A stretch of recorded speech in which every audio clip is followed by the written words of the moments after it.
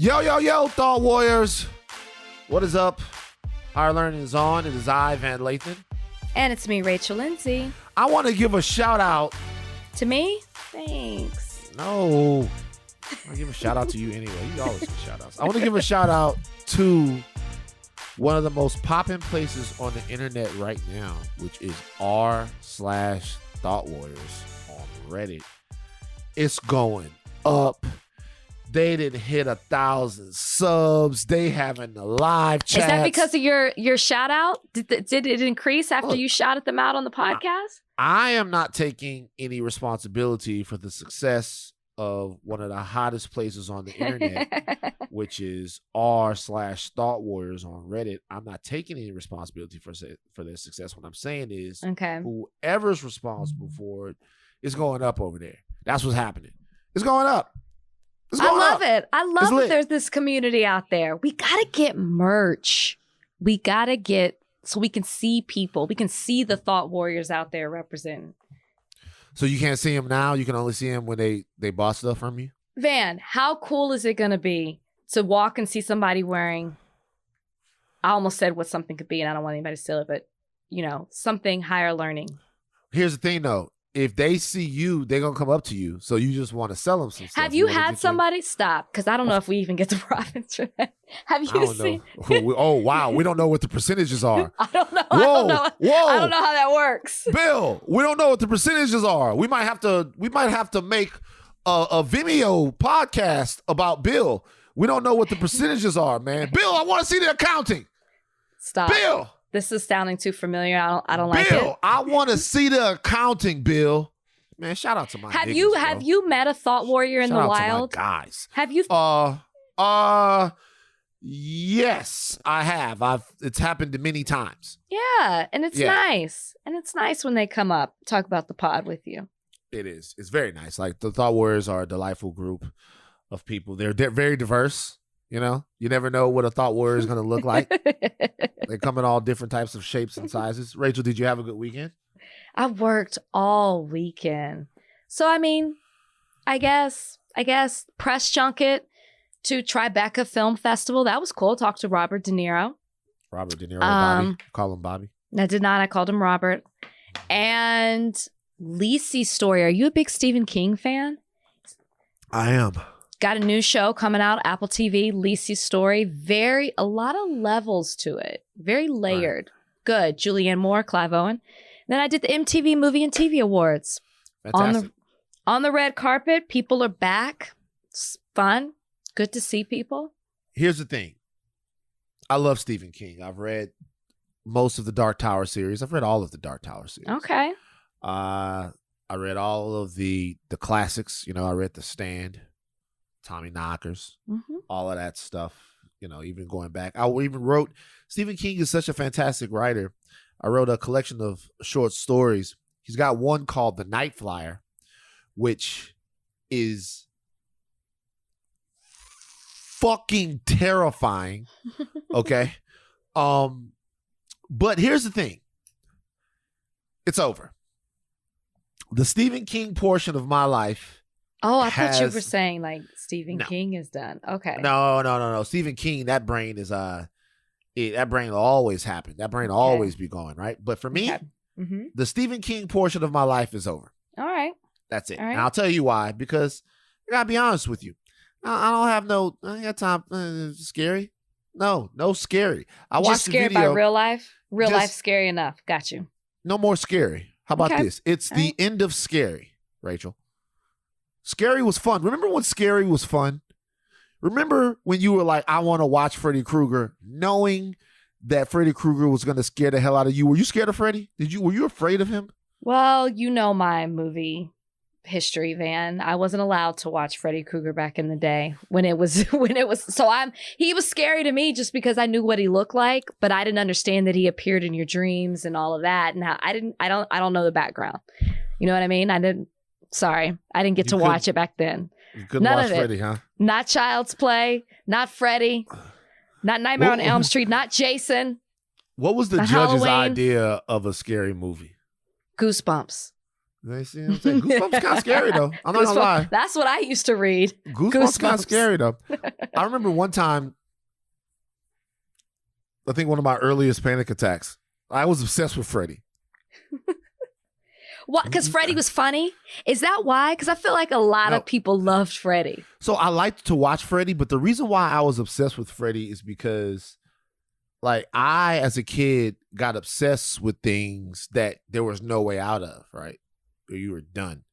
So this is what I mean by that. Okay. So any, like, slasher movie, I didn't really have a problem with the slasher guys because, like, I got a chance. You know, if you like the Scream dude, was like he was like a slasher. Okay, yeah. He better get me in a good spot, because if not, I got a shot. Okay, I got a chance with him. Okay, he comes at me with a knife. You never know. I might roll, kick him in the leg, and he might go down. I might stand over him. Played this out in your mind. Yeah, it's stuff I can do. You know what I mean? It's stuff I can do. Freddy, there's nothing. Okay. There's nothing you can do. Stay awake. You can't. Stay awake. That's and so here's the thing about Freddy. You watch the Freddy movies, and the scariest thing, this little thing they do in Freddy movies where the person just nods, and you think they just nodded off real quick and they caught themselves. But no, they're asleep. Right. And everything else that's happening now is the dream. Their mom walks in, and, hey, baby, do you want a piece of cake? Nah, Mom, I don't want a piece of cake. And all of a sudden, Mom goes, eat the piece of cake, bitch. And it's Freddy. And that kind of thing for a young Van used to mess with me, because my mother would come in after I had nodded off. And if my mom had a weird look in her face, I'd be like, yo, is my mom Freddy right now? Is she Freddy?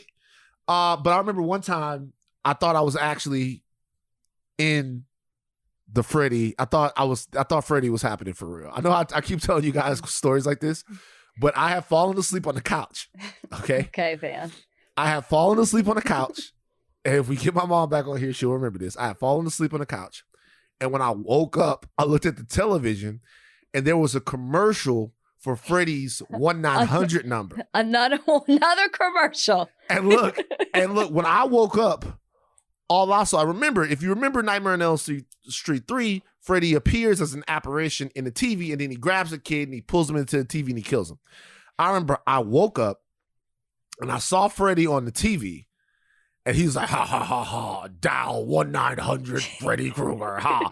And I leapt up and ran to the back and was pounding on my parents' door. How old? Maybe, oh man, 7 or 8, something like that. Maybe 7 or 8, pounded on my parents' door, and my dad came out there. Like he didn't have no pants on. It almost hit me in the face. He came out there, boy, what's going on, boy? What's wrong? And I'm like, Freddy Krueger. And he said, nigga, if you don't get your motherfucking ass out of my face talking about some Freddy Krueger, get your ass in your room and go to sleep. Get your ass. I'm like, yo, I'm scared. You're not going to, hey, what's wrong, Terry? This nigga talking about some Freddy Krueger. This boy got to learn what's real and what's not. What was scarier, your dad in that moment or Freddy Krueger on TV? That's why I love my dad. I love my dad because after running into him, Freddy didn't seem so scary anymore. Exactly. That's what I was going to say. I woke this man up at 1:30, 2 o'clock in the morning. Oh, this was in the middle of the night. Hell yeah. Oh, I thought you took a nap on TV. No, I had fallen asleep on the couch watching TV. Got you. But when I woke up, there was a Freddy 1-900 commercial playing. And I saw it, and I ran to the back, and my dad was dark. I get it. You're alone. I got you. Yeah, and this is why the judge didn't let us watch these movies. I can't hate on the judge because we watched them all. We watch Child's Play, and my dad would come in, and my dad would see me. I'd be watching Child's Play. He'd be like, "Now see what I'm talking about? I ain't gonna stop you from watching it. I don't want to hear no shit about no motherfucking Chucky though. Whatever you do, you're putting them thoughts in your head. There ain't nothing but a demon on the TV. You're putting all these demonic thoughts in your head. Go ahead, boy. I ain't gonna tell you nothing, but don't run up. That's what he was saying. All right. So look, we are going to end this podcast today with a talk with two activists that are going to attempt to give you some insight into the current conflict happening right now in the Middle East. Now, these two are people who have worked with different organizations in America to address the conflict, and I am prefacing this by telling you that they are both pro-Palestine. We are going to do our best. It's going to be towards the end of the podcast. We're going to give you some of the other stuff first. We're going to try to do our best to maintain a nuanced conversation with them and discuss this issue so you guys can understand it better. And we'll leave it at that. Yeah. We'll leave it at that. The Thought Warrior community have been asking us to touch this. We want to make sure I have my own personal thoughts on it. Rachel has her own personal thoughts on it, but we want to talk to people who had maybe more informed thoughts. And we'll listen to it. You guys can have it right there. Of course, it's a big issue. We're going to talk about it here on the podcast. Before we get to any of that, though, we're going to take a break. Okay. Should we start the podcast off with on a lighter note? The news from the world of the actually, I know how I want to start the podcast off. What? What I have to do. So I am going to double down on something that I said on the podcast earlier. Which you typically do. Okay. Remember when I said that the settlement between Bill and Melinda Gates should be... Are we doing this again? Just listen. I said it should be one person get 100 million. 100 million. Whatever. I stand by that, except I think now Bill Gates should be the one to get $10,000 and the rest of the money should go to Melinda Gates. I was completely wrong on the splits. Melinda Gates doesn't just deserve all of Bill's money. I think she deserves probably her neighbor's money and other people in the surrounding areas. I didn't know what this woman was going through, and I'm sorry. Nobody did. I'm sorry to Melinda Gates. It's hard for me to say sorry to a billionaire, but I am. Bill Gates was out here wilding. We didn't even cover it in the podcast before. We didn't. That she actually first sort of moved away or pulled back from him because he was hanging out with Jeffrey Epstein, according to the Wall Street Journal, okay? According to reporting done in the Wall Street Journal. But that's not all. Is it the Wall Street Journal? Yes. It was the Wall Street Journal first. According to reporting done in the Wall Street Journal, but that's not all. By the way, we should say that. First of all, let's not gloss over that. Did you read that story about the Jeffrey Epstein connection? Yeah, with Bill? Yes. Bill and Ep. But here's the thing. It had been reported on before, I think in 2011, 2013, don't quote me on this, but years before, that they had a connection. It had come out. And Melinda? Oh, shoot. Melinda. Is that her name? Oh, yes, Melinda. I thought it was Melissa for a second. Okay. And Melinda was upset about it. She was upset at the affiliation between her husband and Epstein and the fact that now the public knew about it. But I didn't even know this connection was made. So when all the stuff was coming out about Jeffrey, they started talking about other prominent and powerful people that were connected to him, including old Bill here. So here's the thing. We've only been talking about Clinton. So here's the thing about the Epstein deal. By the time that Epstein would have met Bill Gates, we should say that Bill Gates categorically denies being a part of any of Jeffrey Epstein's whatever he was doing, any child trafficking, any abuse of young women. He says that wasn't a thing. The only problem with that is the timeline in which these guys were hanging out. Epstein's reputation would have already have been solidified around circles. You would have heard stuff. This is also, I believe, because if we're talking about 2014, I think the last time that Epstein was actually, before his final arrest, he was arrested, I think it was 2013 or something like that, or even before then, that he had actually been criminally accused of some of this stuff. So by the time Bill Gates starts coming around Jeffrey Epstein, Jeffrey Epstein has a reputation of being a guy that abuses and traffics young women, the question then becomes, if you're Bill Gates, why would you hang around him knowing that that was a thing about him? He had already pled guilty to soliciting prostitution That's what of I'm a talking minor. about. Like Yeah. pled guilty, not beyond accused, had pled guilty. So it was out there. This was public knowledge. Yet Bill Gates continued to associate and affiliate with him.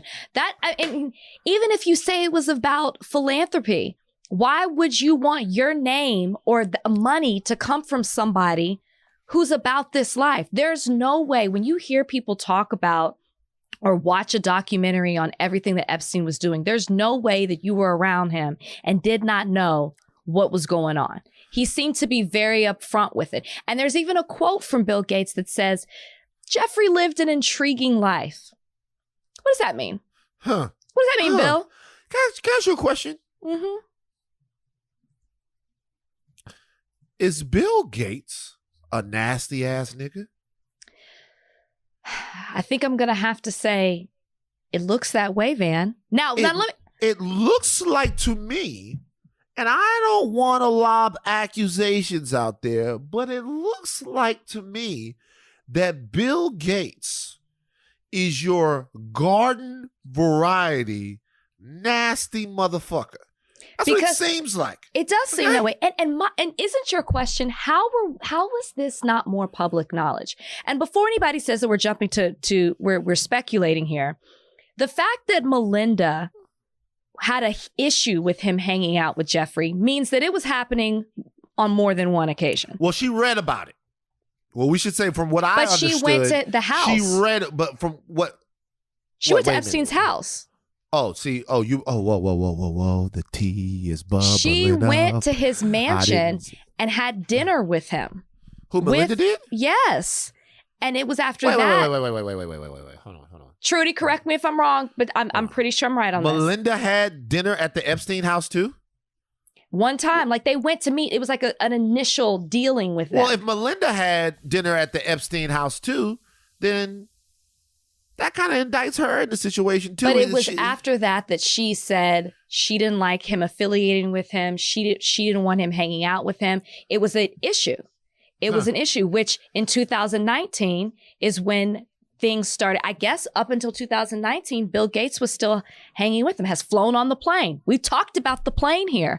We only talked about a different Bill. Now we're talking about Bill Gates here. So Bill Gates apparently sought information, advice from Jeffrey Epstein about ending his marriage with Melinda because he said that it was toxic. So he'd been trying to get out of it for a while. But that's not even the latest story. That's actually old news. The newest story is that Microsoft is confirming that it investigated an intimate relationship that Gates had with an employee. Microsoft launched an internal investigation into its co-founder and longtime board member, Bill Gates, into a relationship with a company employee. The alleged incident happened more than 20 years ago, Microsoft said in a statement to CBS Money Watch on Monday. The company said it hired an outside law firm in the second half of 2019 to conduct the investigation and provided extensive support to the employee who raised the concern.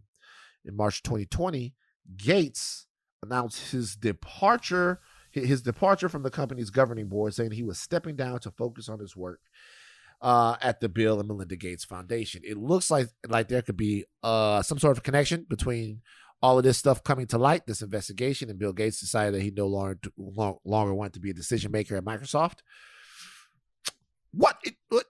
So, by the way, I don't know what to say about this. This is what as a lawyer, all of this stuff is coming out about Bill Gates. He's in the middle of a divorce. Are the numbers just going through the roof now for Melinda? There's obviously a very public back and forth war that's going on right now with us getting all of this stuff right. So you think this is coming out? You think Melinda's camp is putting this information out?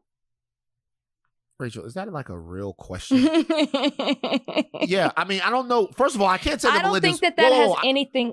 Go ahead. I can't say that Melinda's camp is putting it out because some of the reporting that's being done on this is being done by someone who I kind of know, the wife of Kevin Clark, who works here at The Ringer. So I'm not saying that she is sort of with Bill and Melinda Gates, or excuse me, with Melinda Gates. I can't say that because she's a fantastic reporter.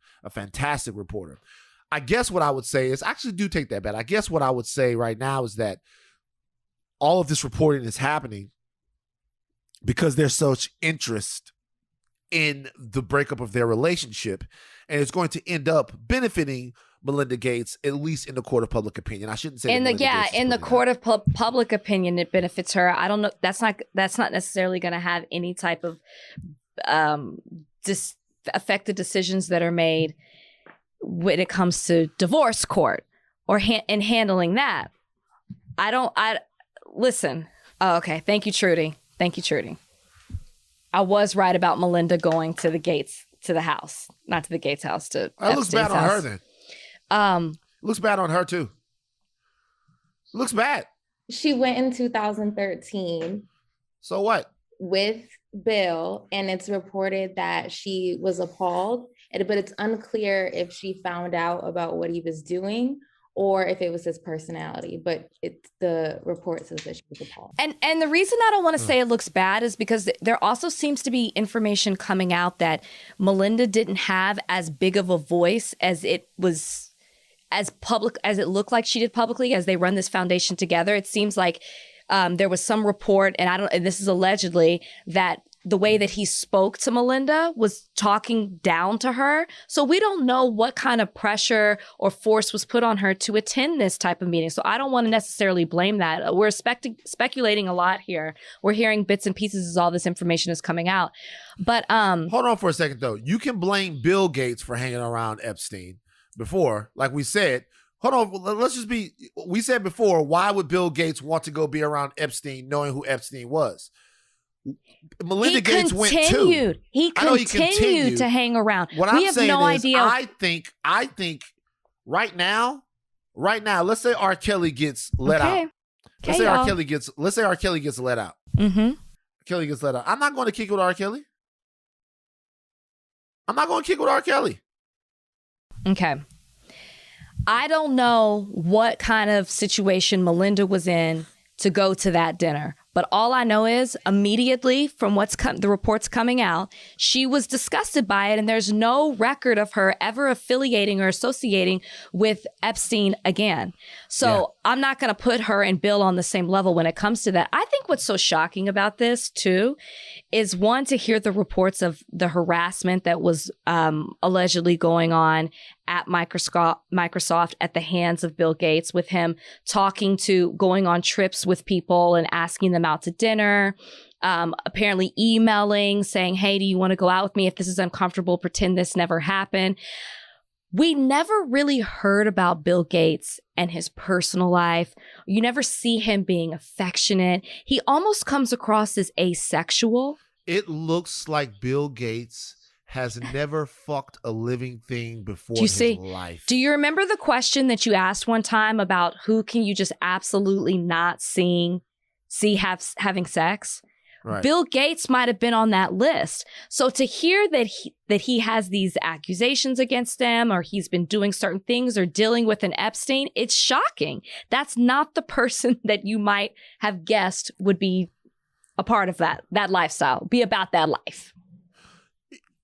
I always wonder about, people talk about rich people and secret societies where they go and they drink the blood of a goat, and then they chant and they pledge their life to dark forces, and they have all kinds of weird sex, and they do all of this stuff, and you think that those things don't really exist, but I'm not gonna lie, they probably exist. Those people get bored. When you got all the money in the world and this power, they're just trying, I guess, looking for something else to do. Looking for something else. Get how much money Bill Gates has. That's what I'm saying. He's bored. If Bill Gates is hitting, I'll be honest with you. If Bill Gates is hitting on the Microsoft employees, then he is just straight. That's perverted. I'll tell you why that's perverted. So gross. I'll tell you why that's perverted. Because look, it's not perverted to hit on somebody that you work with. That's something that happens, right? But if you're Bill Gates, you're so far past. Like, Bill Gates could have been it's like weird. It's like a fetish that he wants to have sex with people that work at Microsoft.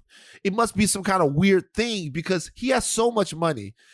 I always see these European billionaires that are dating Victoria's Secret models. You know, you see a guy and he looks like a living slice of pastrami. And you're thinking, why is this Victoria's Secret angel with this person? And then you see that, hey, he's some kind of fashion magnate or some sort of media mogul from some other place, you know, and you think about this woman and she's with this guy. Maybe she loves him, but she can't really want to lick his sunspots and all of that. You think about it, right? Bill Gates is richer than all of those Speedo on the Amalfi Coast wearing guys put together. He has more money than all of those guys. If he wanted to live the life of some sort of Lothario that went around having sex with he would have had his pick, but he chose to do it in like a seedy, weird, peculiar way. I gotta be honest with you. I've answered my own question. Yes, Bill Gates is a nasty motherfucker. He's nasty. And you're not even adding the fact that he is the most powerful person at Microsoft. So add to it the fact that, yeah, the weirdness, all of that. He's exerting his power over these people. He's putting them in extremely uncomfortable situations as the boss, coming after them and talking to them in such an inappropriate way. It's gross. It's disgusting. I am so glad that you marched back your words about the 100 million, because clearly Melinda has been suffering all these 27 years. I have more information now. Who knows if he was doing this stuff outwardly? Who knows what was going on inside of that household? Who knows what she had to endure over these last 27 years? Sounds like she's been plotting her escape for a while, though, and good for her. I hope she gets everything that she wants out of this divorce, including freedom from Bill and having to not associate with him anymore. Nah, there's only one way for her to get back at Bill. There's only one way. What's that? She got to get with Jeremy Meeks. I thought you were going to say she had to get with the competition, but the fact that you just named Jeremy Meeks, I can't. She got to get with Jeremy Meeks. Absolutely Melinda Gates got to give Jeremy Meeks a shot. Why would he care about that? Because I'll be honest with you.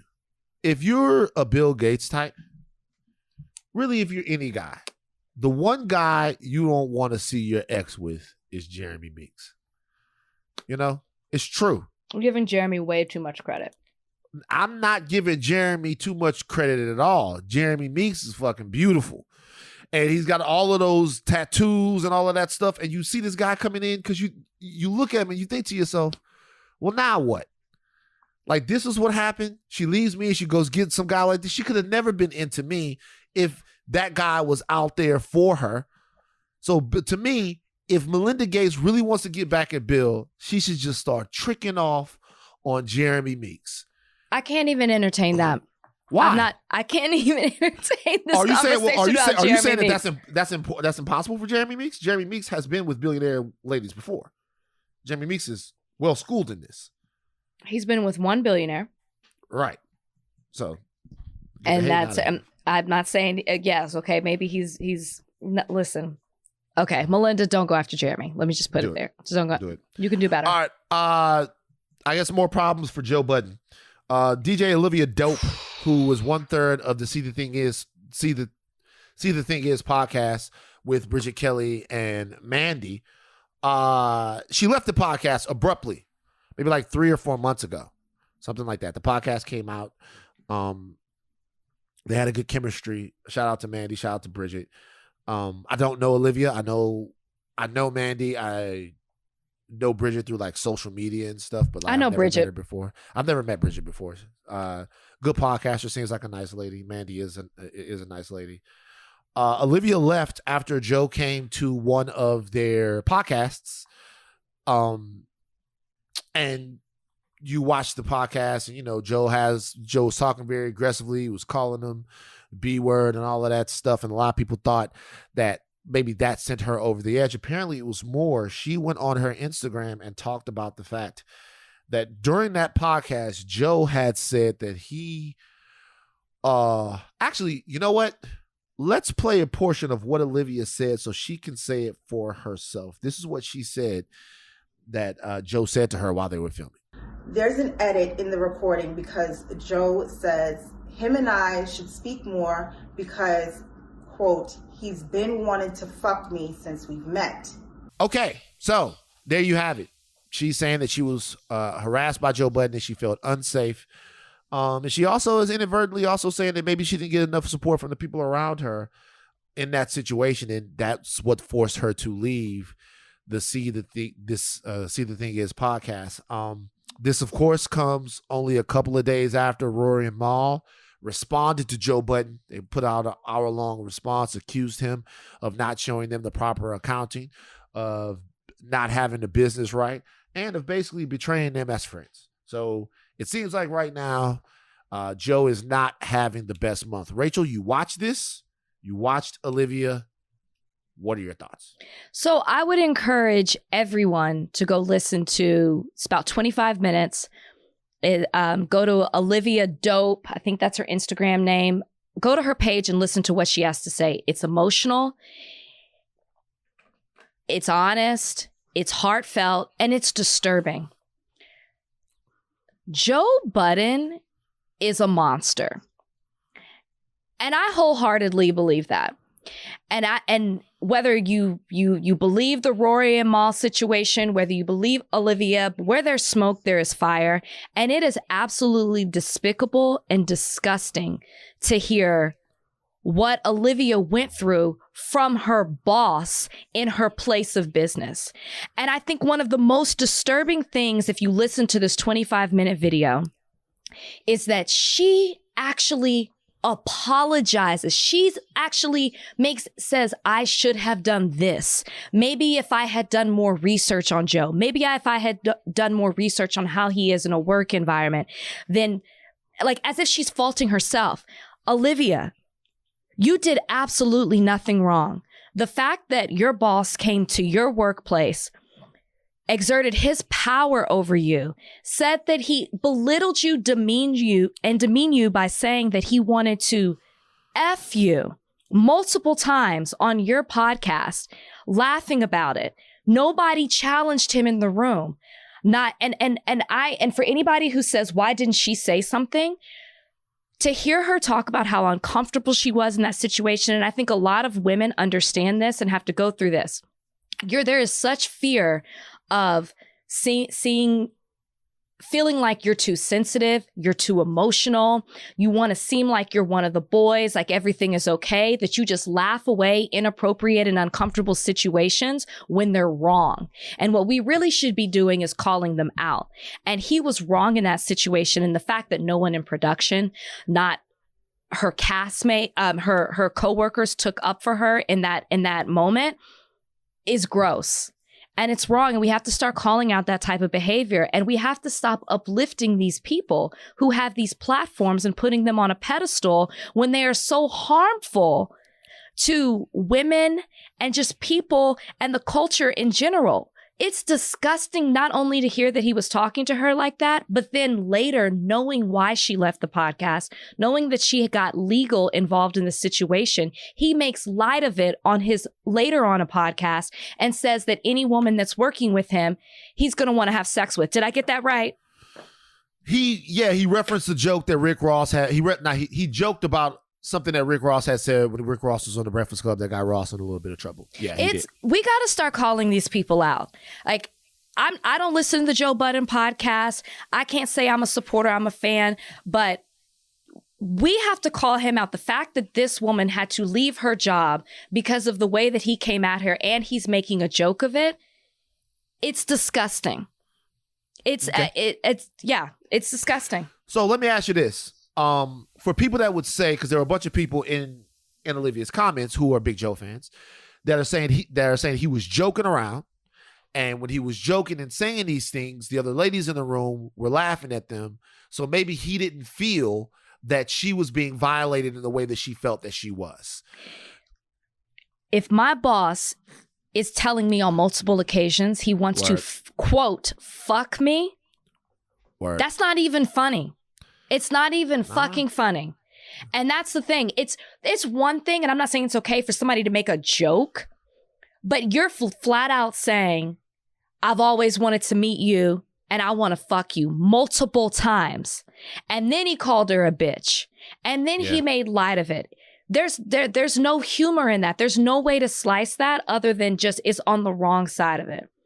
And the fact that he thinks that he's comfortable enough doing that on air, and they were filming it, and was okay with that version going out. And if you listen to her story, the only reason it was cut out is because production said she looked so uncomfortable when he was talking to her.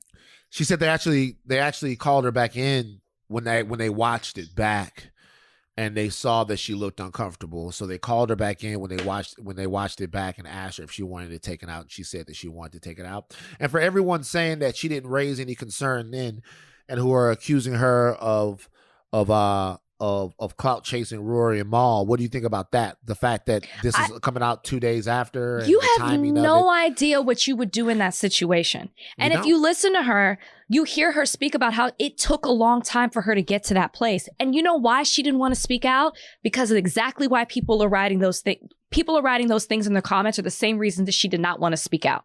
Right. She knew people were going to be critical of her, not give her the benefit of the doubt, which we see so often when it comes to women, especially women of color.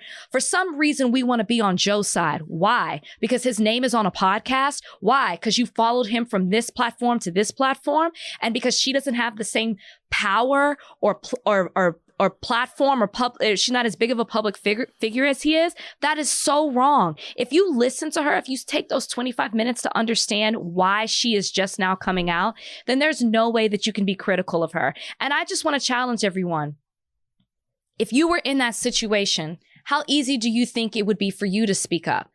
That's your job on the line. That's your reputation. She's taking a huge risk by coming out and saying that and potentially being blackballed in this industry because she is going to speak out. So many people are going to be like, oh, I don't want to say anything around Olivia because she might put me on blast on her Instagram, which is a terrible place to be. She was violated. She was disrespected, and she should have the right to speak out on it without any repercussions. Those should only be going Joe Budden's direction. Well, there you go. We'll leave it there. I mean, the thing here is there's really nothing to believe. You know how sometimes things come out and there's one side and then there's the other side. There's really nothing to believe. There's really not going to be anybody, unless someone could produce a tape that this didn't happen, which I don't think that's very likely to be the case. This obviously happened. So the question then becomes all about how she felt about it. And you just cannot begrudge her feelings. You can't. So unless there was someone was able to put out a podcast, a whole full podcast where that was never said and that was never done, that would be the only way to kind of get at what she's saying. But if it happened and that's the way she felt, then that's the way that she felt. And that's the risk that you take whenever you do something like that. Yep. You know, you got to be careful the way you talk to ladies and the way because everybody not on that level where they playing with you like that. Yeah. And I would say in a situation where you're somebody's boss, probably err on the side of caution and don't fuck around like that. And exactly. Fucking around or not, because you're going to make somebody feel the way Olivia felt. And if you watch it, it's clear that that's the way that she felt. Yeah. Before we get off of it, you say you know Bridget, you know Mandy. I know Bridget. You know Bridget. I know Mandy. Mandy's cool chick, dope girl. What do you think about? We haven't heard. See, the thing is gonna probably, I think, drop tomorrow or something. If you were a woman in that same situation, if you're in that deal, how do you feel about the way, from just what you got from Olivia and what was said, like how they handled it? Well, I mean, according to Olivia, they removed her from the moment that she said she was stepping away, and I think she expressed why. They removed her from the group chat. That was their initial response. But then she says she later had separate conversations with both of them, and it seemed like it was amicable, you know, so she didn't give too much detail on that. I mean, if I'm them, I personally am very curious as to what their response is going to be. I can imagine what it's going to be. The fact that they're still on the Joe Budden network, I'm sure they're going to say it's between Olivia and Joe. It's between Olivia and Joe. They probably have never, he didn't, it is a fact, according to Olivia's own story about it, that he didn't direct those derogatory statements towards the other women, only towards her. Right. So I'm sure that they'll speak to that. And I'm sure they'll say that they support Olivia in her decision to step away. And I think that they'll also say that if Joe came at them that way, that they would do the same thing Olivia would do. But the fact is... But Mandy's a little different. Mandy might say, hey, if Joe said that about me, I might just laugh it off. And she might. Yeah, she might. So, who knows? But a lot of shit, man. A lot of shit. I just wouldn't. This is a lot of mess out here. I can't imagine if my boss said to me, like, basically taking away my talent and saying, I've wanted to fuck you for a long time. I wouldn't want to work there. You're not even looking at me for what I bring to the table. You're just looking at me in the physical being. I just personally wouldn't want that. I want somebody to respect my craft. Right. Now, speaking of respecting crafts, J. Cole had his first professional basketball game. That's why they call me the Segway Master. Rach, you good? I know you were very passionate about that. I remember when you hit me in the group text and you were like, Joe Budden is a monster. I was like, shit. God damn. I wasn't even surprised when I heard it. It wasn't even surprised. It's just more disturbing. I just stop uplifting these type of people. Please. Sorry. So look, J. Cole played with the Rwanda Patriots of the Basketball Africa League. Do you know what J. Cole's stat line was in this game? No. Wait, can I guess? Okay, so I want you to guess. So in 17 minutes. By the way, before 17 minutes, okay. Hold on. Before we even get into what Cole's stat line is, I gotta say two things. Number one, the Off Season is a fucking fantastic album. 95 South is one of the best songs I've heard in a long time. Number two, the fact that J. Cole is playing pro basketball is such a goddamn achievement to me. That's so dope to me. Did he try out? I'm not sure. Okay. I'm not sure, but the fact that he's doing something and living a lifelong dream is amazing to me. Okay. Oh, wait, so this wasn't a one game? He's like legit on the team? Nah, he's on the team. And what team is he playing for? And what team? He plays for the Rwanda Patriots. Okay, so he's living there now. I don't think he's living in Rwanda. No, I don't think he's living. Okay. There. I think he's spending significant time there as he goes around Africa with the team, is what I think. Before I guess his stat line, what position does he play? I'm imagining he's a guard. I haven't looked at the breakdown of the game, though. Okay.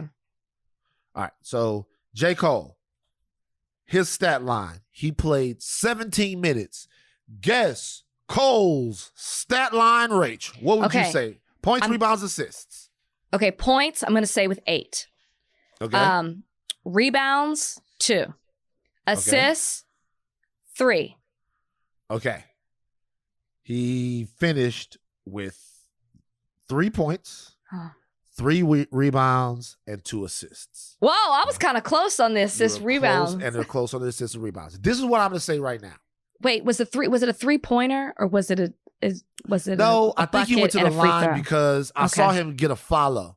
Looked pretty good on the follow. So that's good. Yeah, J. Cole's 36 years old. So he's not he's not a spring chicken in terms of like sports is concerned. He's beginning his pro sports career at an advanced age. Okay. So I'm looking at this. His team won the game 83-60. I say for the season, I'm going to say Cole's going to average. And it's going to be a successful campaign. Nope. It's going to be 7, 3, and 3. 7, 3, and 3 for Cole. Okay. And he's going to have at least one game where he gets hot and he go for like 20 or 25. Okay. There's going to be a signature Cole game in this Rwanda professional basketball game. Hey, 733 has a nice ring to it. That could be the name of the next album. 733. There you go.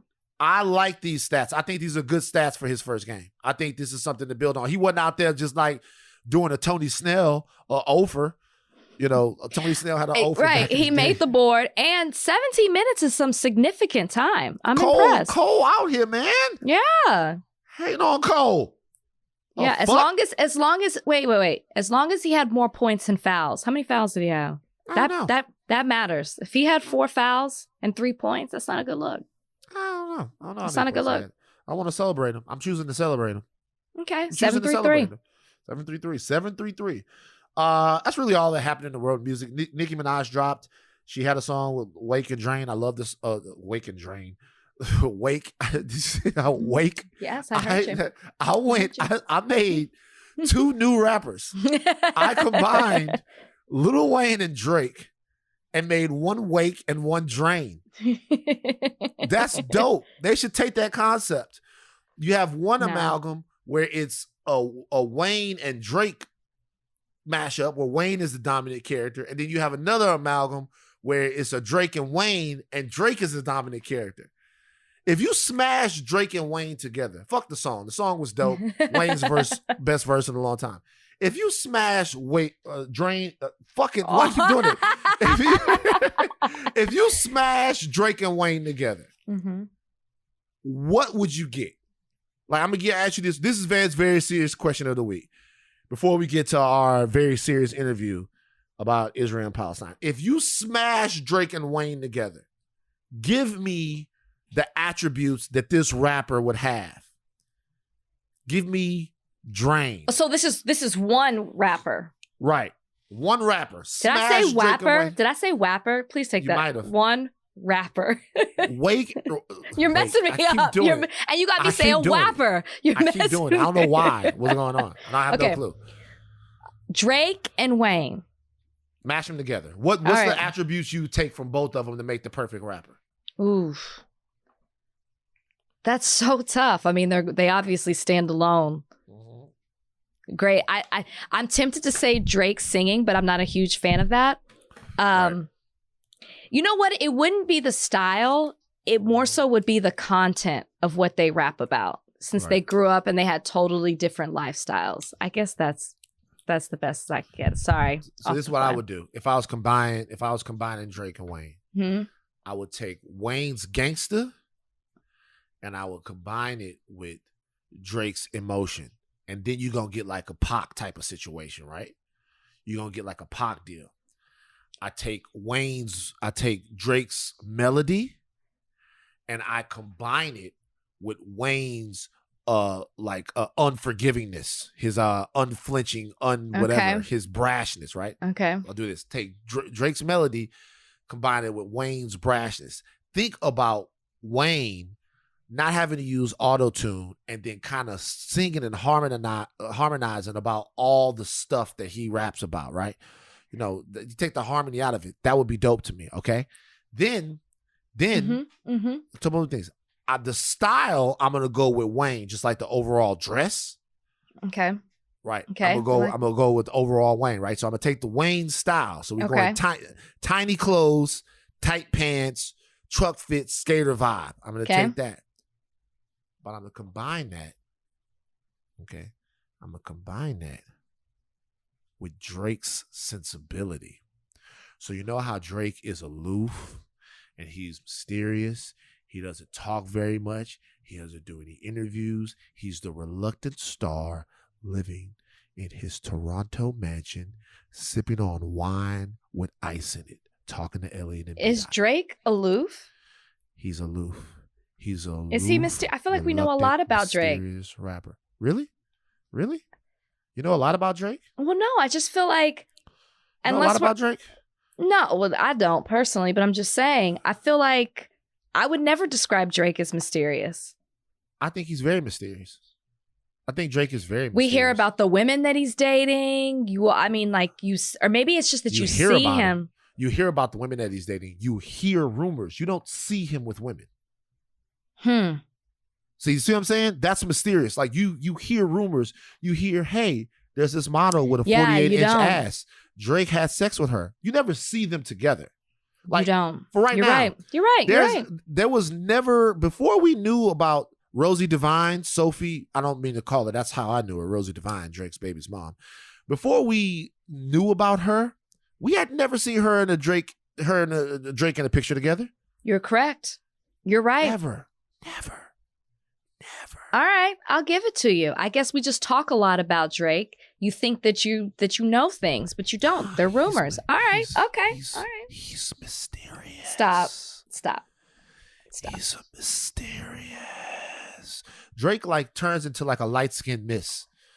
He's like he can dematerialize. He can. Stop. He just shows up as soon, and that's the scary thing, because your girl is in her room and she's listening to Drake. And like before you know it, that nigga just pops up in her room. So he's Freddy Krueger. He's the Freddy Krueger of rap. Because as soon as your girl goes to sleep, Rachel, you a genius. I know. As soon as your girl goes to sleep, she dreams about him. Drake pops up. Drake pops up. Your girl sleep. Y'all think y'all. This would cool. be a really good song, by the way. Yeah, y'all watching. Hold on, we coming home. Your girl falls asleep on you. And then she wakes up, but when she wakes up and looks at you, it's not you, it's Drake. You know what I'm saying? That's dope. I like it. Shout out to Drake and Wayne. Shout out to Nicki. Hip hop. People say hip hop is back. Hip hop never went anywhere. Everybody this year that's winning is rapping. It's rapping. Everybody who's winning is rapping. I love it. All right, now listen, guys. We've had a lot of fun. We are going to leave you with an interview touching on what's going on in the Middle East right now. It is an interview talking about a subject that is very difficult to discuss. But these are the subjects that we must discuss in order to contextualize our world and analyze the politics that draw some of the lines that we think cannot be undrawn. I assure you that the conflict in the Middle East has a resolution. There is a way to find peace. There is a way to find balance. There is a way to find safety. The question is, as a world, if we are brave enough to ask the questions and take the steps that are needed to find all of those things. So we're going to leave you with this. And then we're going to see you guys next week. See you on Friday. And then Did I miss something? And then we're going to see you guys Friday. Yep. All right. Peace. Bye. Okay. So we had been telling you guys, our listenership, our thought warriors, that we were going to have a conversation that at least attempted to touch on the crisis and the bloodshed that is happening right now in the Middle East between Israel and Palestine. There are ways that these things are thought about in the American conscious, that these are thousands of year old religious battles that have, are somewhat intractable, and there's nothing that can be done about them. And then there are the real world ideas and political structures and really only decades old history that lead to some of the things that we're seeing right now. It's also something that we understand there is an intense amount of polarization on. It's very difficult to be somewhere in the middle on this issue. So what we thought it would be best to do would be to bring in a couple of people who can at least answer some of the questions that you guys might be having about what's going on, about how the U.S. fits in this, and what they're almost like outbreaks of violence every couple of years between the two sides here, what they mean for the people that are living in the region. So we have joining us today, Rebecca Abou-Chedid, who is an Arab-American lawyer and activist. She is also the organizer of Lebanon Relief Campaign for the Center of Arab American Philanthropy. We also have Simone Zimmerman, who is she's the co-founder of, if not now, a movement of American Jews to end Israel's occupation. Let's start right there, because when a lot of people hear the term end Israel's occupation, they say that in and of itself is a side. Obviously, when you hear the term occupation, it makes it seem as if the government of Israel is illegally occupying or imposing their will upon the Palestinian people. I'll ask you, Simone, since that is an organization that you founded, is that what's happening in the Middle East? Is Israel occupying and oppressing Palestinian people. Yes, it is. I can also, can I elaborate on that? Please. Oh, absolutely. Okay, great. So the other part of my title is that I'm also the director of B'Tselem USA, and I work with Israel's leading human rights organization, B'Tselem, which for over 30 years has been documenting human rights abuses in the occupied territories in the West Bank, Gaza, and East Jerusalem, and has basically been working for the last 30 years to expose Israeli society and the world to the horrors of Israel's ongoing undemocratic rule over millions of Palestinians. And B'Tselem is also one of a number of human rights organizations who in the last couple of months have come out and taken the position that the regime that is governing all of the people between the river and the sea is an apartheid regime. Which means that the Israeli government is actually the government that controls all of the land between the Jordan River and the Mediterranean Sea. And there are roughly equal amounts of Palestinians and Jews who live there. And everywhere between that land, Jewish people have full and equal rights as citizens under that government, and Palestinians don't. And depending on where they live throughout that land, they receive different amounts of rights, but they're never the same or equal to what Jewish people receive. Describe what rights Palestinians that are living in the region that you're talking about don't have. Well, I guess the first one I can say is that Palestinians who live in the occupied territories don't have the right to vote for the government that determines their fate, the Israeli government. So, over the last, one of the many pieces of context that is important to understand this moment is that in the last 2 years, Israel has had 4 rounds of elections for their government. And we're not going to get into all the political minutia of what's gone on in those elections, but what I can say is 5 million people have never gotten to participate in those elections, even though the decisions that government makes deeply impact every aspect of their life. And now I'll just elaborate on a couple other things. Freedom of movement, the right to protest, the right to healthcare. I mean, basic human and civil and political rights that we all take for granted as citizens of a democratic society. Palestinians living in the occupied territories don't have those. Let me ask you this, because it's interesting with everything that we're seeing. A lot of people get their information on social media these days. Obviously, that's not the best place to get your source of information. But what we're seeing is a lot of people are hesitant to post about what is happening right now in the Middle East.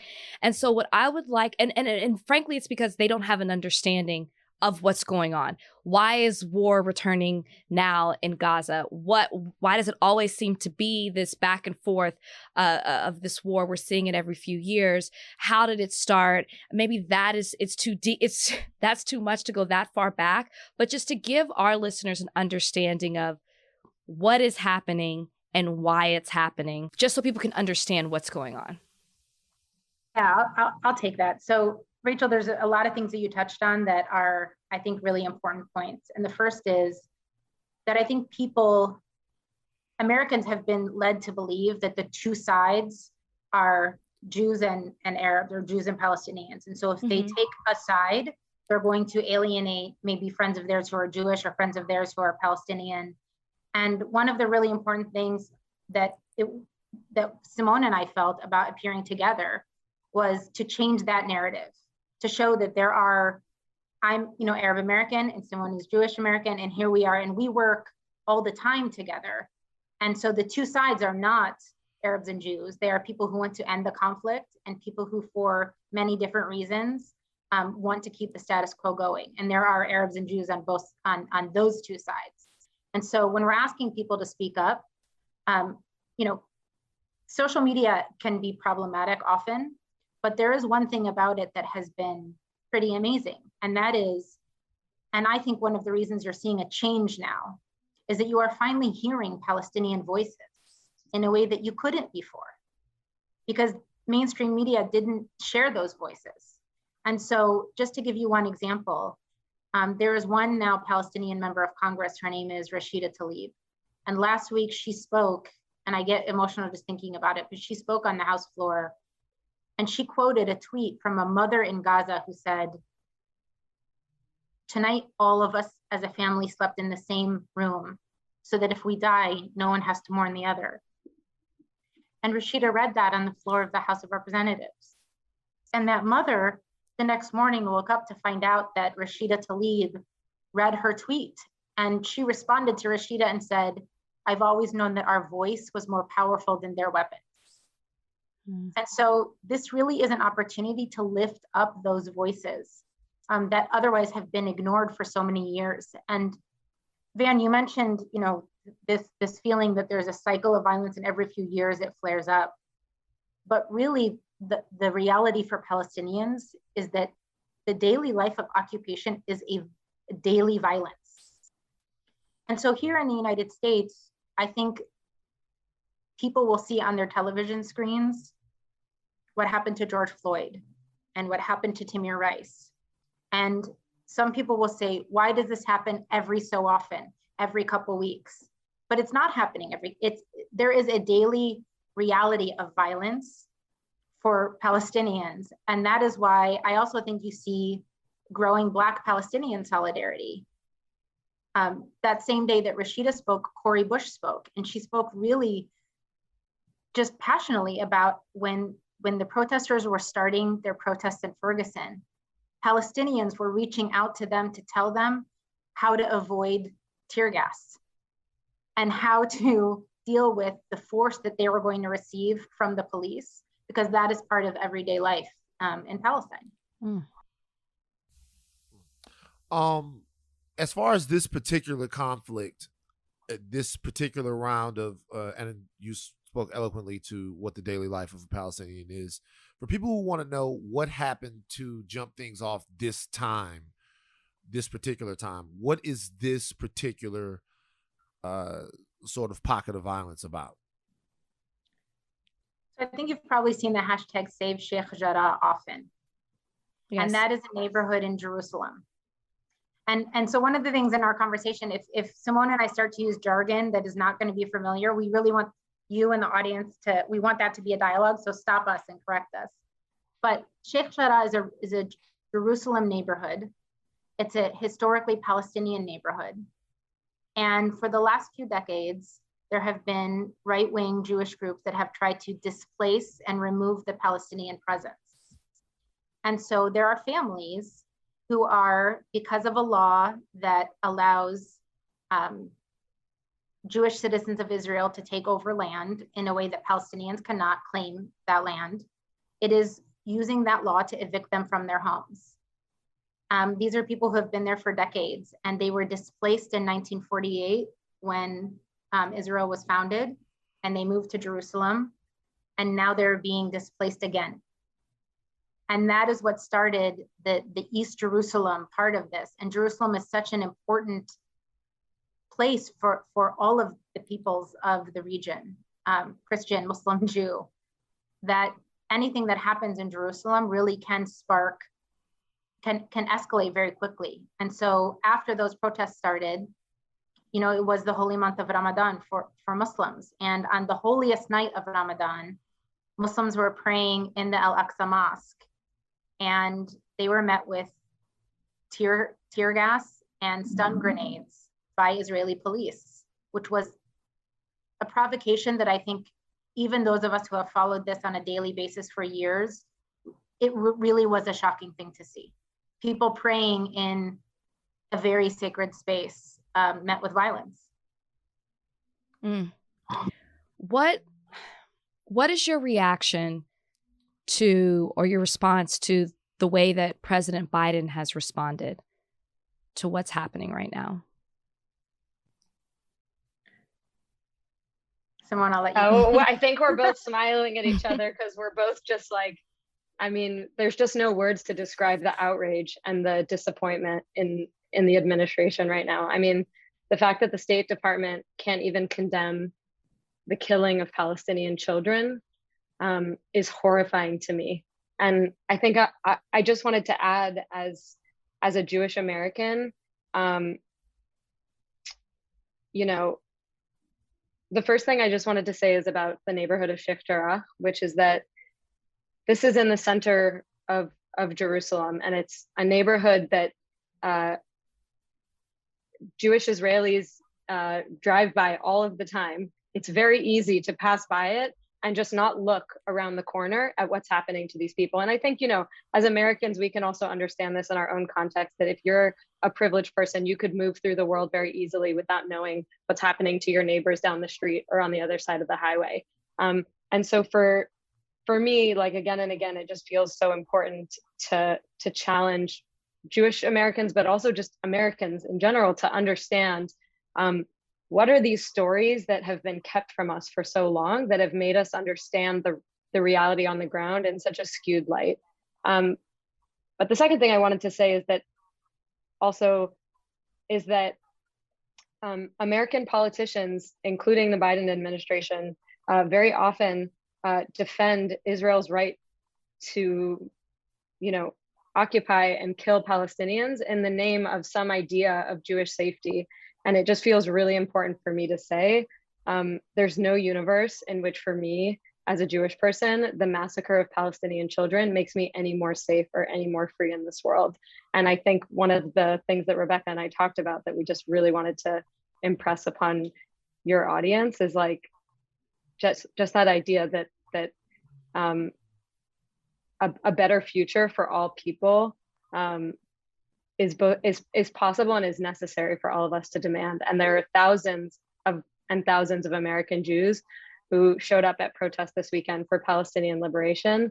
And it's just very important for me to convey that message that I do not want the Biden administration supporting the killing of Palestinian children in my name.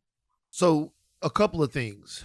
One of the reasons that you might see some trepidation from American celebrities or people with platforms in speaking about this, especially if they happen to be on the Palestinian side of things. And we should say that Palestinians, we're talking about people who, as I understand it, would call their home the state of Palestine. It's a diverse group.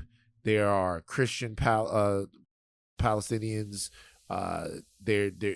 It's you know, a small percentage, but we're not talking to, this is not, once again, I want to move this out of, this is a political thing about land and territory. This has much less to do with the fucking Crusades and all of the other stuff that they keep telling you guys. That's not what this is about. And my family includes Jewish Palestinians and Christian Palestinians. So Jewish Palestinians, Christian Palestinians, and if you're, you know, you can go back to a time when everybody has their hand in why we're here. The Brits have their hand in why we're here. The world government, the United Nations has their hand in why we're here. Everyone has done their best to pass the buck on this particular conflict. Absolutely. And so what I guess the first thing I was going to ask you is, a lot of the reason why American celebrities don't want to talk about this is because if you're critical of Israel, sometimes you'll get branded an anti-Semite. And if you're critical of anything that Israel does, people will say that you are anti-Jewish, you hate Jews, and that's a hell of a thing to wear when you've seen what the Jewish people have been through. What do you guys think of that? Before I get to everything else that I want to unpack, because I want to make sure I'm being responsible in this conversation, have you seen that? And what do you think of people that say that and do that? Look, we didn't do the sort of like personal stories to kick this off. So I'm going to back up 1 second and just say that my grandfather was born in Warsaw, Poland, and his mother was the only one of her 12 siblings who escaped Europe before the Holocaust. And they moved to what then became the state of Israel.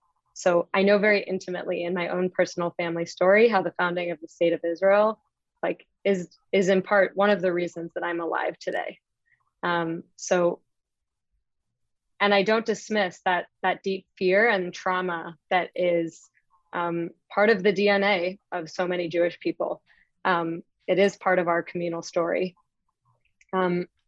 We also have to recognize that the founding of the state of Israel was a catastrophe for Palestinians. It's the Nakba. This weekend was Nakba Day, which commemorates 73 years since the founding of the state, when over 750,000 Palestinians were expelled or fled from their homes in the process of the founding of the state. So I think it's essential for us to talk about the fact that the place that became a safe haven for many people also has continued to this day to be built on the oppression and dispossession of another people. And I believe in the deepest fiber of my being that addressing that historic injustice is essential for a future of safety and rights and well-being and justice for all people. The second thing I just wanted to say about the anti-Semitism accusations is that it's really unfortunate that defenders of the Israeli government have worked very hard for many decades now to equate any sort of criticism of their government policies with anti-Semitism. And, I've already said many times that as a Jewish person, I don't support these policies. But again, polling will show you, and just the organizing of thousands of Jewish Americans tells us over and over again that many, many American Jews and Jews around the world do not support what the Israeli government is doing to Palestinians. And I personally think it's an insult to Jewish history to continue to slander people who are speaking up for Palestinian rights with that label. And I know it's very scary, and there's a lot of money and a lot of efforts on the right working to intimidate people out of speaking up for human rights and justice. So if I'm listening to this podcast, and we have all types of listeners, and someone may be listening to this and saying, wow, they're being very one-sided. What would you tell those people to say? Where would you tell those people to go to get an unbiased opinion of just understanding what exactly is going on so they can make their opinions on the situation? So, that's a tough question for me to answer, because I think that we're speaking the truth, and it's not a truth that will make everybody comfortable. I'm happy to give more resources, but I think sometimes people need to be uncomfortable. We have been sending Israel billions of dollars in weapons every year. That's a fact. Right now, we are getting ready to send them $700 million more in weapons right now, while the bombing of Gaza is going on. There comes a point where, there are counter arguments, and those arguments will say, Hamas is sending rockets, and they are, and that should be condemned. And in my opinion, anyone who targets civilians, that is a war crime. But there is an overwhelming truth that can no longer, I think, be obscured, which is that for decades, Van, you asked this a little bit earlier, and I just want to give some examples of what it actually means to live under occupation. There are roads that throughout Palestinian areas in the West Bank that they are not allowed to drive on. They are Jewish-only roads. You have to be Israeli to drive on them. Your land could be taken at any time. You cannot get permits to build a home, but if you build without a permit, it will be demolished. You might be a pregnant woman who will stand for hours and end up giving birth at a checkpoint. There are hundreds of checkpoints throughout the West Bank. You will never know, will I make it to my cousin's wedding? Will I stand here for 4 hours? It might be a village that's 20 minutes away, and it will take you 4 or 5 hours to get there. If you live in Gaza, you live in an open air prison. People are not free to go in, they are not free to go out. The UN said that Gaza would be uninhabitable by 2020. It is 2021. And so the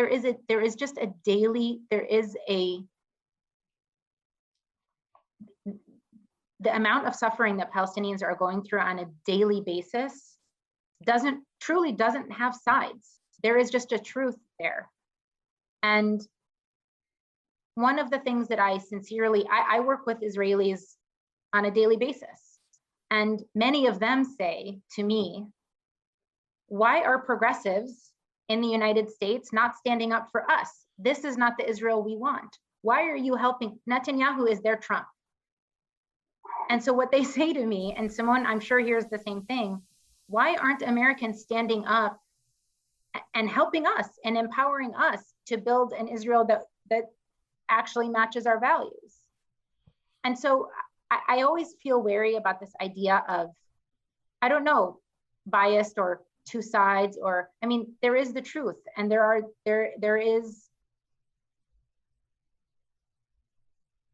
is a real need, after I think many years of not hearing them, to hear Palestinian voices and not ask them to have to air.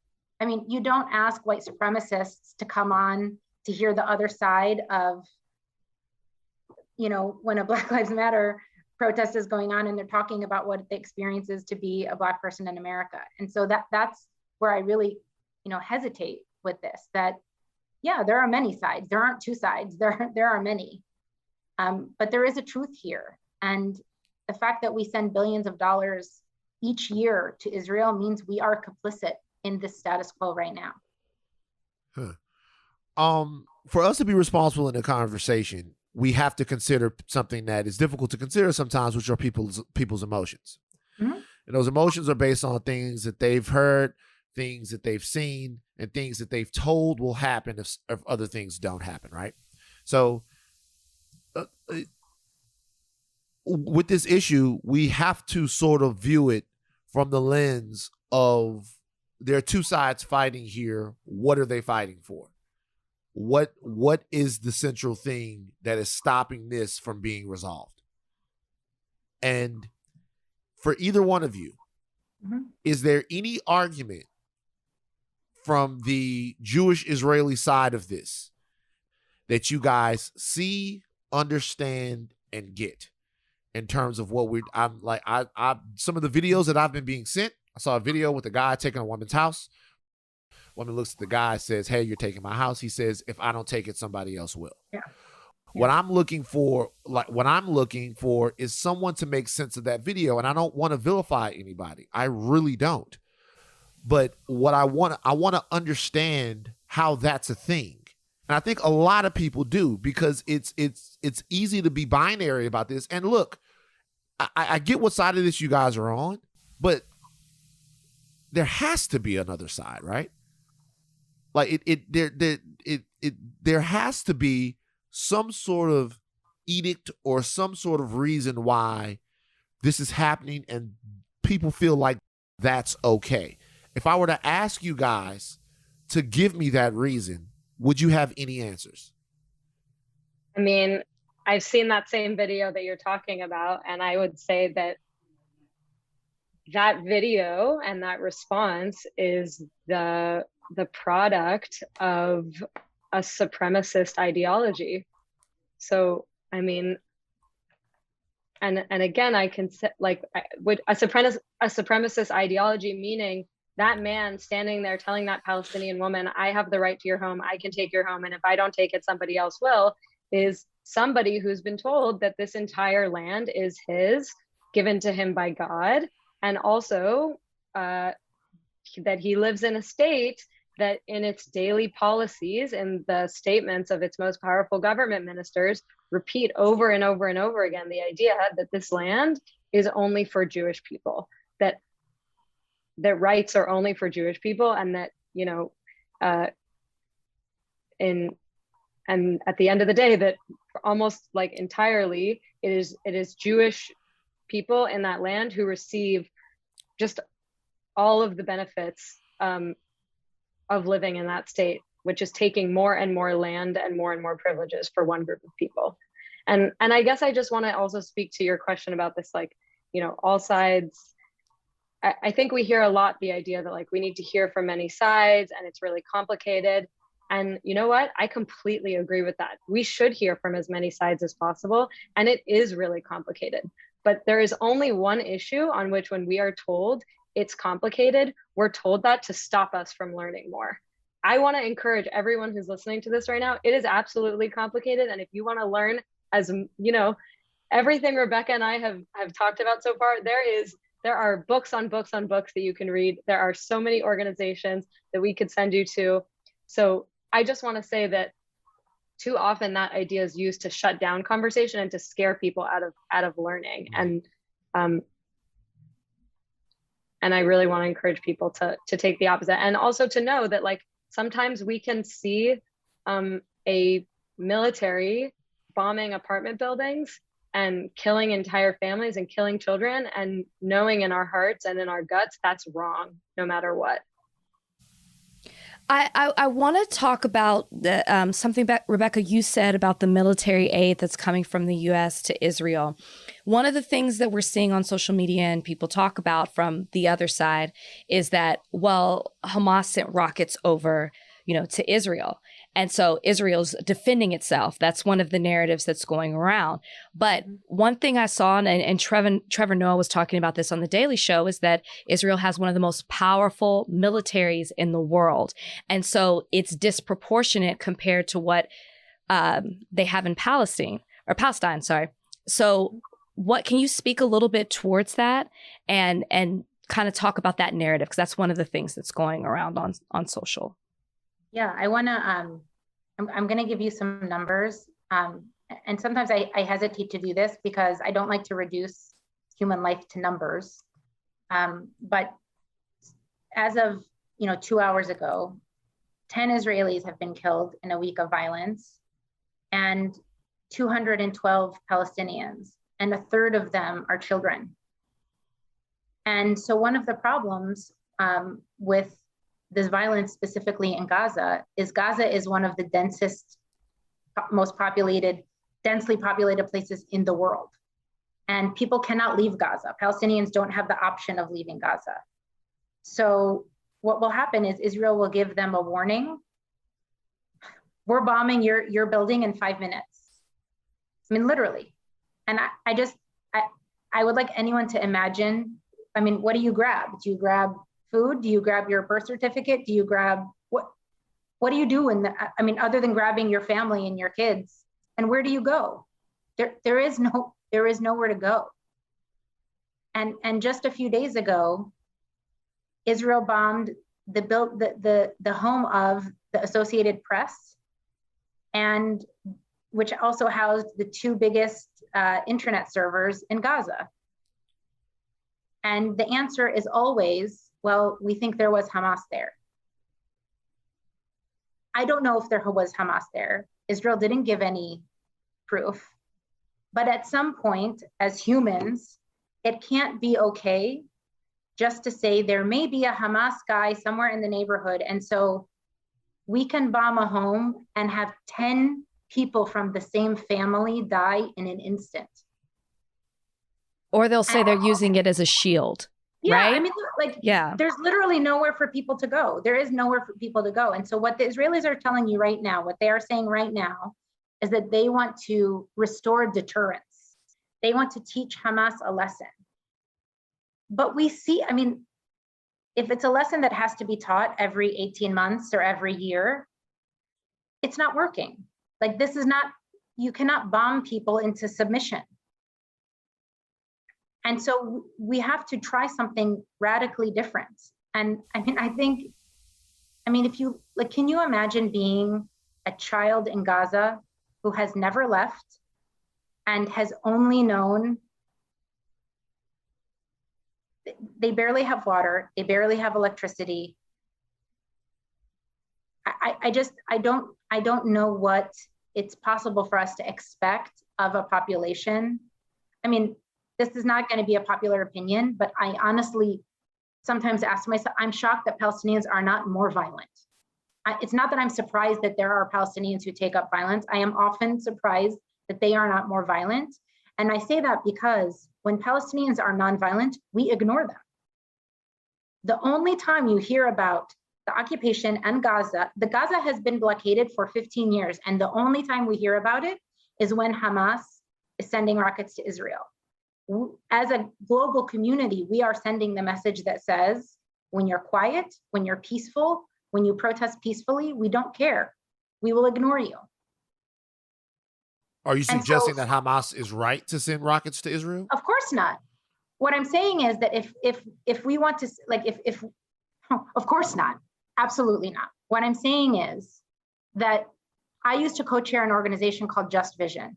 We make documentary films about nonviolent leaders in Israel and Palestine. And the reason we make those films is because we often got the question, where is the Palestinian Gandhi? Where is the Palestinian Martin Luther King? And the answer is they are there. Those leaders are there, but nobody ever hears from them. And so the lesson that the world is sending is we will respond to violence. And when there's not violence, we don't want to hear about you. We don't want to hear about what your life is like, and we're not going to do anything about it. And I think that at that point, humans become desperate. I don't understand. Like, I'm not a violent person in any way. Like, I have a hard time stepping on a bug. So like, I'm not the person that can understand when someone takes up arms and becomes violent. But what I desperately want is for the rest of the world to acknowledge and stop this cycle, because you don't stop the cycle with more violence. We're not going to bomb Gaza into submission. I just want to say, and this is probably my last question, is there's probably things that we haven't asked you that maybe that you want to talk about. So I just want to give you the floor to say that.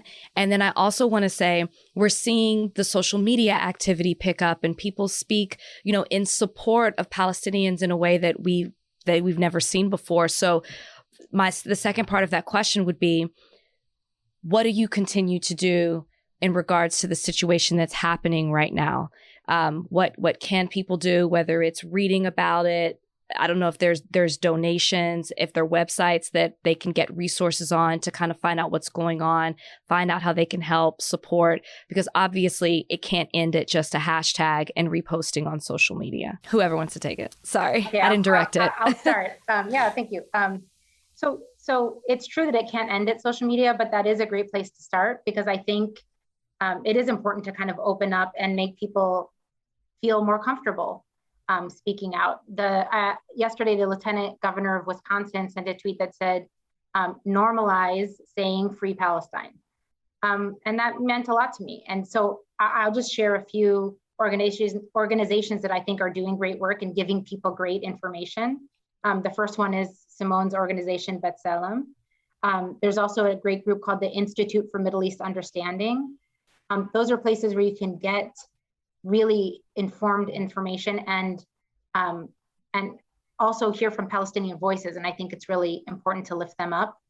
I think that all we have ever asked for as activists is that for those who consider themselves progressives and who are guided by a set of values, to just apply those values uniformly. And just apply those same values and the same things that you would say here about how people should be treated here, there, right? That's really, and I believe that's why you see groups like the Sunrise Movement and Black Lives Matter standing up and saying that they stand with Palestinians, because for a very long time, there was a phenomenon called progressive accept Palestine. And I think it's important that that's starting to shatter and that people are having those conversations. And so they're not always easy. This conversation wasn't always easy, but it's important. And I really thank you guys for having us.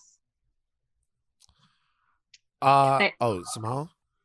Yeah, I just wanted to add a couple of things to what Rebecca said. I'm really glad, first of all, that you made the comment about being progressive except for Palestine. I think the thing that I wanted to say to close up is like, any American who's been involved in the Black Lives Matter movement or in any like transformative social justice movement right now has the tools that they need to understand what's going on in Israel and Palestine. And I just wanted to also add to that, after the January 6th storming of the Capitol, we heard a lot of different types of conversations about accountability and about consequences for those people that had, stormed the Capitol, and about the idea that if there weren't consequences for the people who allowed that to happen, that it could happen again, right? And that also we needed to attack those problems at their root. And I just wanted to say again, in this context, like, we have seen for many decades,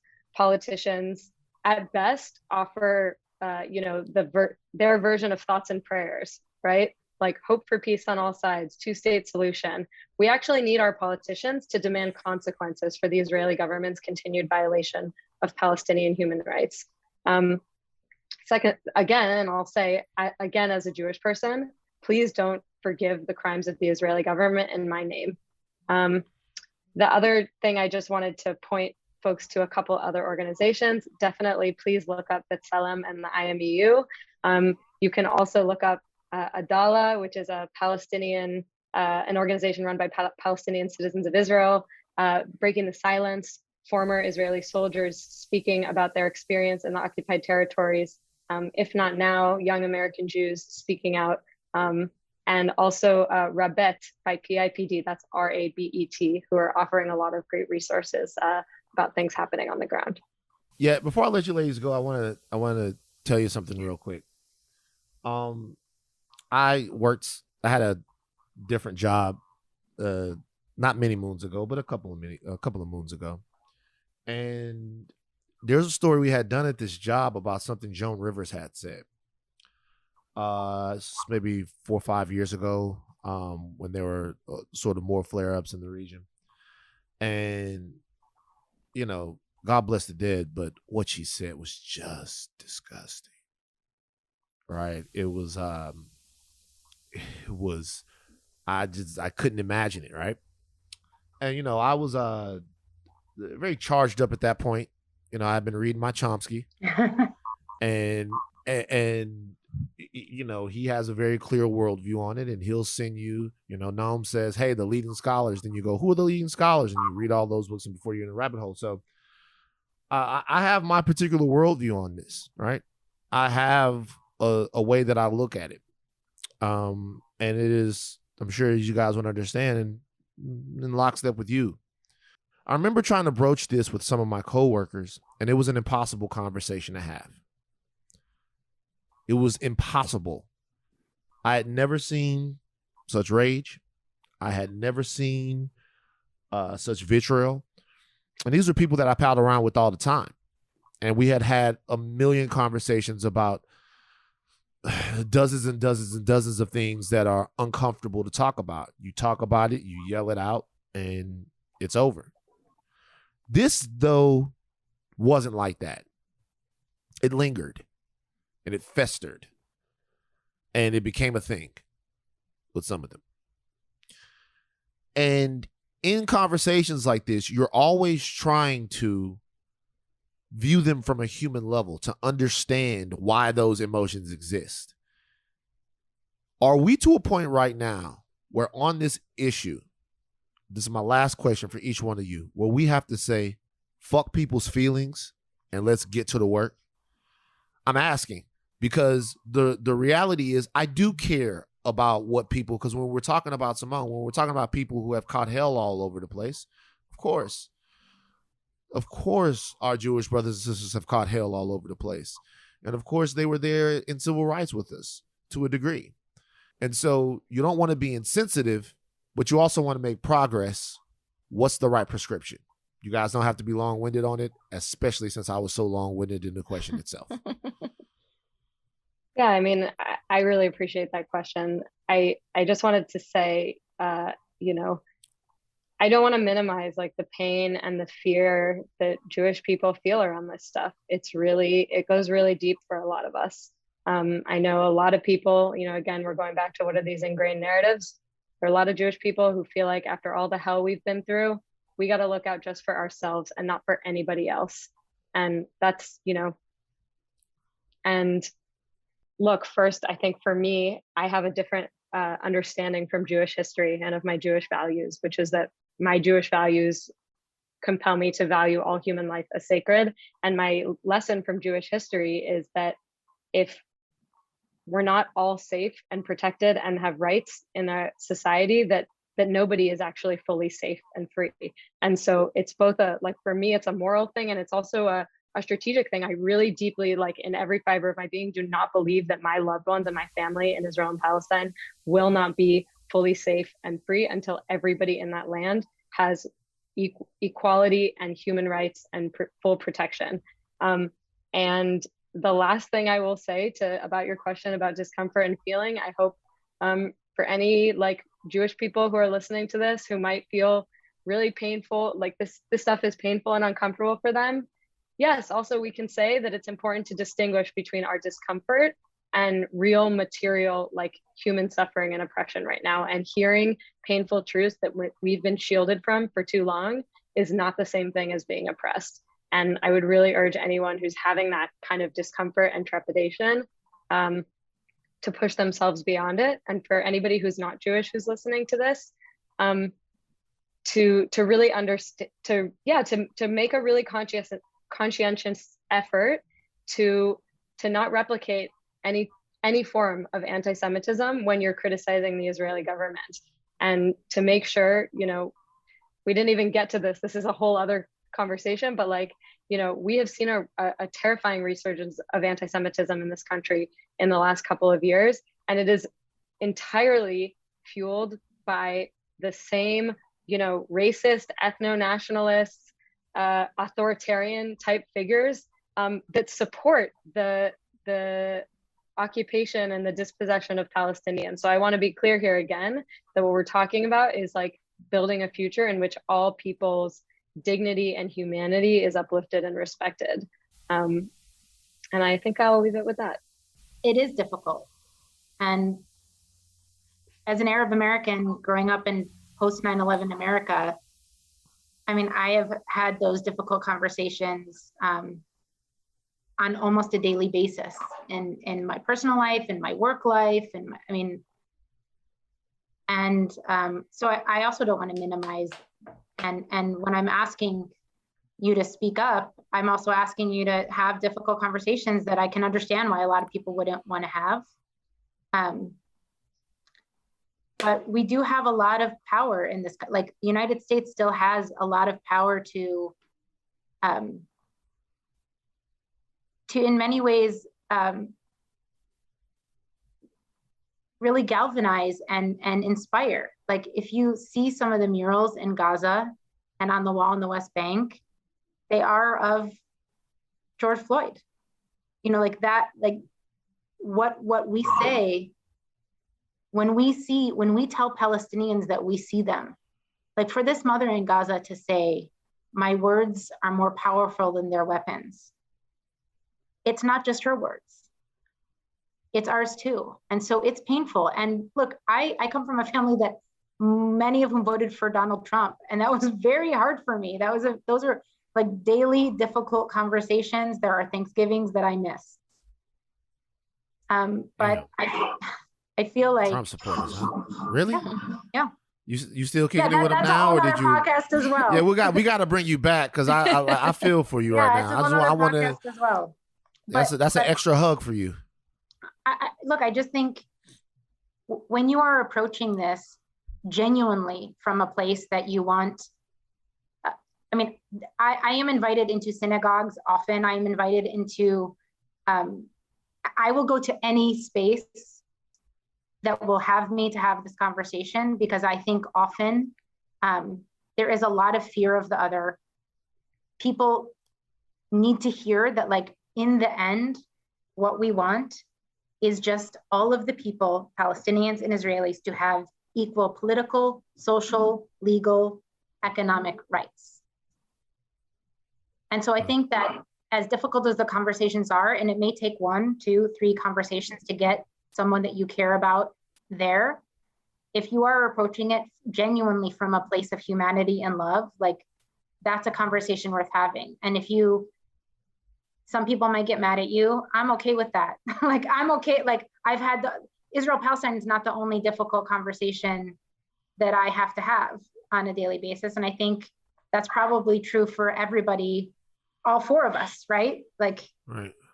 It's different in degrees. But would you ever give up on talking about like your own life experience or the experience of the Black community to people who need to hear it if they weren't receptive in the first instance or the second? Like, I just think this is the work. Mm-hmm. Okay. I really appreciate both of you guys coming on. I know it's a tough Yes. time. I know there's work to be done.